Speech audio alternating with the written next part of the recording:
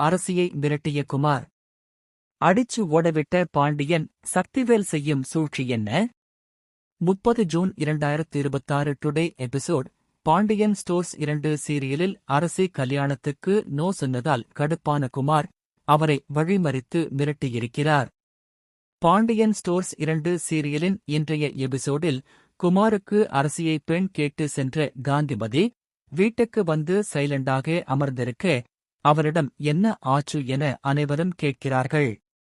அப்போது பழனி அங்கு நடந்தவற்றை கூறுகிறார்.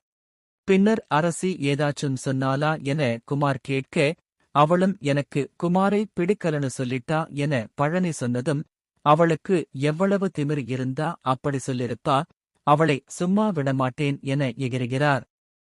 உடனே முத்துவேல் அவரை திட்டிவிட்டு உள்ளே செல்கிறார்.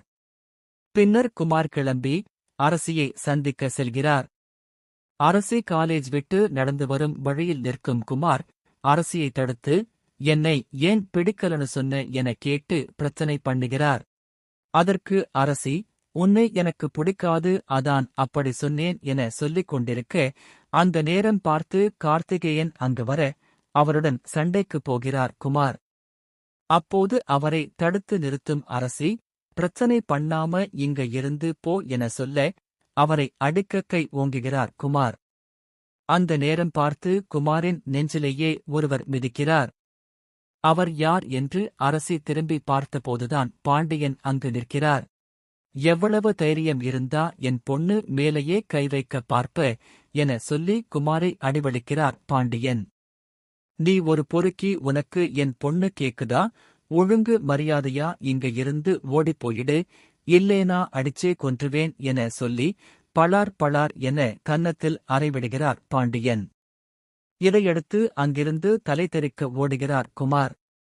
இதையடுத்து தன் தந்தை சக்திவேலை சந்திக்கும் குமார், பாண்டியன் தன்னை அடிச்ச விஷயத்தை சொல்கிறார்.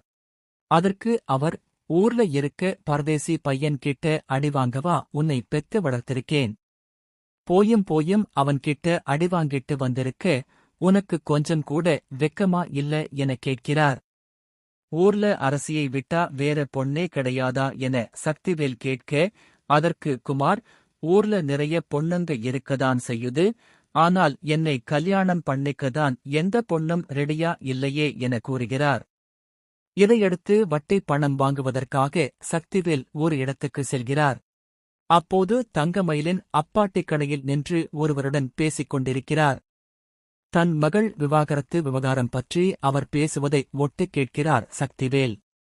தன்னுடைய மாப்பிளைக்கு வேறொரு பொண்ணு கூட தொடர்பு இருக்கு என்று சொன்னதை கேட்டுவிடுகிறார் சக்திவேல். தனக்கு இன்னொரு பொண்ணு வேற இருக்கு, அவளை யார் கல்யாணம் பண்ணுவா என தங்கமயிலின் அப்பா புலம்பிக் கொண்டிருக்க, அதையெல்லாம் ஒட்டுக் கேட்ட சக்திவேல், குமாருக்கு அந்த பெண்ணை திருமணம் செய்ய யோசிப்பது போல் தெரிகிறது. இதையடுத்து என்ன நடக்கும் என்பதை பொறுத்திருந்து பார்க்கலாம்.